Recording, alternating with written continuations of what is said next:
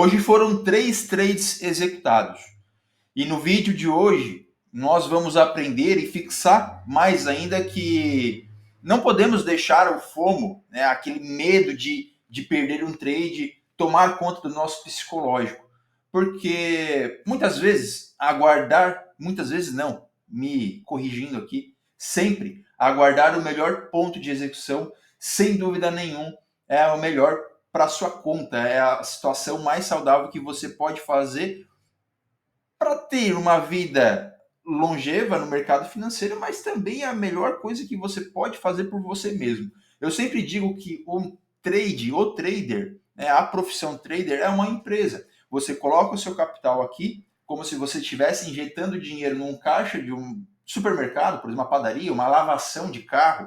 Né? Você precisa colocar o seu capital inicial, né? Então você vai colocar o dinheiro aqui no trade e em alguns determinados momentos você vai ter aquela ansiedade de querer operar, mas você precisa aguardar. É igual você ter um posicionamento bem definido para qual tipo de público que você vai trabalhar em um outro segmento de mercado. Né? Por exemplo, a padaria, o mercado, um posto de gasolina. Esses exemplos que eu trouxe agora são tipos de mercado que acabam abrangendo todo tipo de público. Mas, por exemplo, se você é um consultor, se você é um advogado, ou um médico, né, que você vai ter a sua especialização, você precisa esperar com que aquele tipo de cliente, aquele perfil de cliente apareça para você, ou você vá atrás dele com publicações e tudo mais. Então, no trade não é diferente, tá? Por que eu estou dizendo tudo isso aqui para vocês hoje? Porque, vamos lá, hoje o trade que salvou, né, o dia, nós fizemos 3 operações, uma saiu na proteção, pagou 1 para 1, a outra saiu no break-even. E eu já vou explicar aqui para vocês todo o racional das 3 operações. Mas o trade que pagou o dia foi um trade na qual a gente estava até com a intenção de comprar em outras regiões, com a intenção de fazer a continuidade do movimento. Na sala, nós aguardamos o melhor ponto de entrada, aguardamos o nosso cliente, né, o perfil do nosso cliente aparecer para que a gente possa ter uma execução com mais assertividade. Não que você, vamos lá, parafraseando aqui, até usando analogia, não que você, um médico, um advogado, não possa ofertar seu produto para um outro cliente com um perfil diferente, mas a possibilidade de ele comprar o seu produto é menor, porque ele não tem o seu perfil. No trade é a mesma coisa. Nós temos possibilidades de tradear em qualquer região do gráfico, só que você tem que entender qual é o seu risco que você está assumindo naquele momento e se aquele trade faz sentido com o seu perfil de operador, o seu perfil de trade. Bom, sem delongas, sem muita psicologia aqui, vamos aqui ao gráfico agora e eu vou explicar para vocês os 3 trades do dia, tá? O nosso primeiro trade foi um trade de reversão. Tínhamos aqui, pessoal, tá? Eu vou levar para o gráfico de 1 hora. Toda a nossa expectativa do dia era para uma expectativa compradora. Tá? Então eu estava explicando, né, antes da gente começar a executar, eu estava explicando para o pessoal dentro da sala que, olha, a movimentação de ontem, ela fez a correção dessa estrutura aqui, ó. Inclusive, ela trabalhou numa região de demanda e deu continuidade para a movimentação. Então, quando abriu o mercado americano e quando nós fomos operar, o preço estava exatamente aqui nessa região, né, mais aqui acima. E eu comentei, bom, nós temos a máxima do dia anterior, que ela pode ser manipulada na abertura do mercado americano, e visto que nós estamos na continuidade da movimentação, esse topo aqui, ó, essa regiãozinha de topo, foi uma região que capturou liquidez interna e depois eu vou até trazer para vocês esse exemplo porque ficou muito técnico a movimentação que o preço fez. E depois ele faz toda essa movimentação levando o preço lá no seu ponto de interesse. Então, o que acontece? Quando nós começamos a operar e analisar o mercado já havia rompido esse topo, essa região. Então, a nossa expectativa, além da continuidade aqui do cenário macro, depois de ter feito sua mitigação e continuar seu movimento de expansão, no intraday nós também estávamos rompendo região de topo. Eu falei para o pessoal, bom, Analisando essa estrutura, o melhor ponto de compra, né, obviamente, seria aqui abaixo, abaixo dos 50%. Observando a estrutura diária com o rompimento do topo, né, considerando o fundo e o topo que nós estávamos no momento, né, nós estamos em uma região cara para estar comprando. Então, aqui, o que eu teria de intenção? Eu quero continuar, o viés do dia era comprador, eu quero comprar, eu quero procurar compras. Mas se eu observar a possibilidade aqui de efetuar um trade, principalmente um trade de reversão, após ele ter manipulado uma região, cabe aqui nós efetuarmos um trade vendedor com um alvo nas mínimas das sessões. Vamos para o intraday, né, no movimento intraday, e nós estávamos observando que no intraday mesmo ele estava montando aqui estruturas de alta, e estruturas bem bonitas, inclusive. Né, considerando aqui, né, a movimentação, ele faz impulsão, mitiga. Né, então, temos aqui mais um rompimento de topo. Aí ele faz a impulsão, né, gera liquidez interna, que os dois fundos, aí ele vem, mitiga, captura a liquidez, trabalha numa ineficiência com um bloco de ordens aqui atrás e dá continuidade para o movimento. Então, quando houve aqui a continuidade do movimento, nós estávamos com essa estrutura que é atual, considerando este fundo e considerando, né, o topo. Bom, aguardamos o mercado americano abrir às 10h30. Ele faz o quê? Às 10h25, ele faz um movimento de manipulação. Ele vem com agressão compradora, pegando o buy side liquidity, pegando a máxima do dia anterior. Tá? Aqui eu falei para o pessoal, muita atenção, podemos estar tendo aqui agora, né, podemos ter uma possibilidade vendedora. E foi o trade que nós fizemos. Quando o mercado ele faz aqui essa captura de liquidez, né, esse rompimento do buy side liquidity do dia anterior, ele vem com uma ineficiência, com um displacement, com uma agressão forte. E aqui nós estávamos exatamente às 10h25.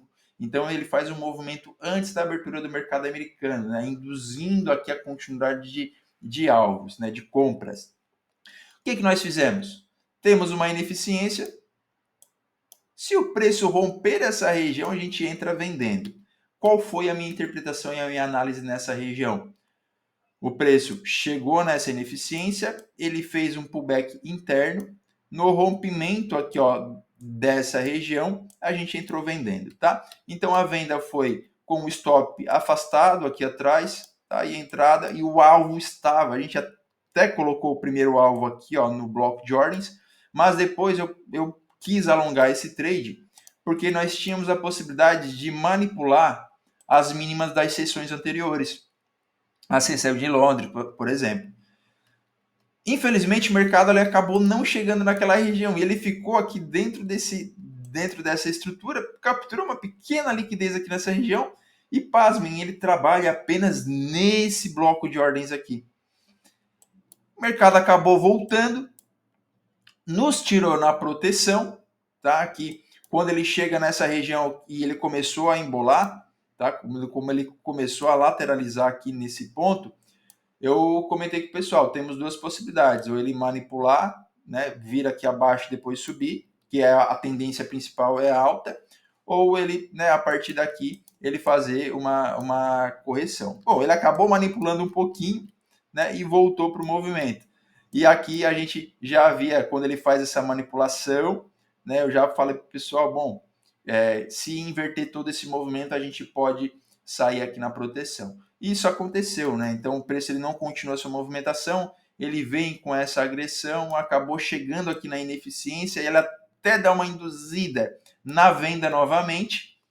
E aqui foi um ponto bem interessante, depois, eu até observei isso, depois um participante, um membro da sala comentou um outro tipo de trade que aconteceu aqui e eu vou explicar para vocês também, tá? Mas aí o que acontece? Saímos na proteção. Quando sai na proteção e tem essa forte agressão, né, essa rejeição de candle, essa forte movimentação, bom, o preço vai chegar nos pontos de interesse, capturar mínimas, e lá a gente tem a possibilidade, talvez, aqui de fazer uma compra, tá? Então, infelizmente o preço não chegou, não rompeu a mínima, e aqui mais uma vez a gente ficou aguardando a movimentação de preço, tá? Então, quando o mercado não rompeu fundo, né, ele ficou aqui sem capturar as mínimas das sessões, a gente trabalhou com uma outra possibilidade vendedora, que foi utilizando esse candle aqui, ó, esse bloco de ordens, tá? Então, com esse bloco de ordens, o preço ele veio aqui, ele deixou uma liquidez com esse pavio, né? Infelizmente, ele não capturou liquidez externa, mas capturou uma liquidez interna, tá? Esse paviozinho aqui, ó, interno, ele captura essa liquidez e ele volta reto nessa região. E quando ele volta reto nessa região, ele chegou nela com uma ineficiência, com um displacement, tá? Então essa ineficiência para nós também foi um ponto foi um ponto de gatilho. Por quê? O preço passou dessa região, trabalhou no bloco de ordens. Obviamente não ia entrar no risco aqui, porque o preço ele não renovou fundo, então ele poderia ter aqui essa expectativa de fazer um movimento, né, só corrigir aqui um pouquinho e dar continuidade. No entanto, ele deixou essa ineficiência, deixou aqui uma captura de liquidez com esse candle, veio um candle de agressão forte a essa região, e aqui eu comentei mais uma vez. Pessoal, semelhante ao nosso primeiro trade, a gente pode fazer aqui, né, uma operação com a expectativa de, no mínimo, o preço vir trabalhar aqui nessa ineficiência, tá? Então aqui a gente teria mais um trade vendedor. Bom, como estávamos contra a tendência macro do movimento e também ele estava montando aqui, ó, estruturas, vejam só, além dessa estrutura aqui que nós estávamos continuando, deixa eu pegar aqui a caneta novamente, ó, além dessa estrutura aqui, impulsão, correção e impulsão, dentro dela nós tínhamos mais uma estrutura sendo formada, né? Quando rompeu a estrutura, então teve impulsão, aqui poderia ser apenas a mitigação da correção para depois continuar o movimento. Nesse ponto aqui, eu comentei, vamos entrar, stop afastado do topo, o alvo é lá nas extremidades, tá? Quando o preço chegar aqui, a gente pode defender essa movimentação, né? Então, ele sai desse movimento, faz aqui faz a continuidade da movimentação, a gente já protege, tá? Quando defendeu aqui com esses dois candles, os pavis, eu já protegi e a gente acabou tendo esse trade tirado aqui na proteção. Então, stop saiu, stop não, perdão, né, saiu no break, então a gente já estava aqui com um trade de 1 para 1 e um break-even. O trade que a gente comentou, que até foi bem interessante, foi essa região aqui, ó, que ele deixou um inverse nesse ponto, né, e teve aqui um grande candle de reação. Aqui, duas situações. Seria basicamente impossível pegar essa operação na compra, porque você estaria olhando uma possibilidade desse movimento aqui, né, dele estar continuando a movimentação de baixa, visto que ele respeitou essa ineficiência. Certo? Então, a intenção do preço deveria ser fazer esse movimento. No entanto, deixou a liquidez aqui abaixo, fez uma inversão aqui com Fair Value Gap. Dava para comprar? Dava, mas depois do preço subir, você identifica que foi um movimento comprador, né? Que daria certo. Um outro ponto também é que o candle aqui ficou muito afastado, né? Então, você teria aqui um trade, vamos lá, fazendo um exercício, colocaria ele na compra no rompimento do candle, afastado lá, teria que buscar no mínimo a máxima da movimentação, que ela iria pegar depois e a gente pagar um trade aí de 2 para 1. Já é interessante, né? 2 para 1, fica legal a matemática, a estatística. Só que, obviamente, você estaria vendo esse movimento aqui e não conseguiria ver uma reversão a partir dessa movimentação, tá? Ou poderia até conseguir, né? Depende aí de como você analisa o mercado, seu viés do dia e tudo mais. Bom, o mercado acabou dando outras oportunidades compradoras que, sendo sincero, eu acabei deixando passar, né? Como, por exemplo, nessa ineficiência que o preço veio, trabalhou e deu continuidade na movimentação. Como os topos eles estavam sendo renovados com baixa frequência, não estava renovando muito, eu estava um pouco mais cauteloso. Bom, o preço ele pode vir buscar as mínimas ainda, ele não veio buscar a mínima de sessão asiática nem a sessão de Londres. No entanto, ele faz essa lateralização, continua aqui rompendo estruturas. Aqui nessa parte superior, pessoal, quando o preço ele captura essa liquidez interna, ele continua fazendo a movimentação, eu estava até observando a possibilidade de tradear nessa região aqui, ó, pegar uma operação na ponta compradora para continuar com o fluxo, observando que poderia ser um movimento de pullback e dar continuidade. Eu tinha alvos nas regiões superiores. No entanto, eu até comentei com o pessoal, ó, esse candle aqui, ó, esse candle positivo, se ele tivesse fechado, assim como esse aqui, por exemplo, eu teria entrado numa compra nessa região. Né? O stop ficaria afastado e conduziria, né, a movimentação. Como ele fechou com pavis superiores, aí eu já descaracterizei essa operação, aguardei a melhor oportunidade. Foi o quê? Observar que, de fato, ele rompeu a estrutura, validou a região de fundo, e tinha que aguardar aqui, né, o preço fazer seu movimento de mitigação. O primeiro ponto seria esse bloco de ordens.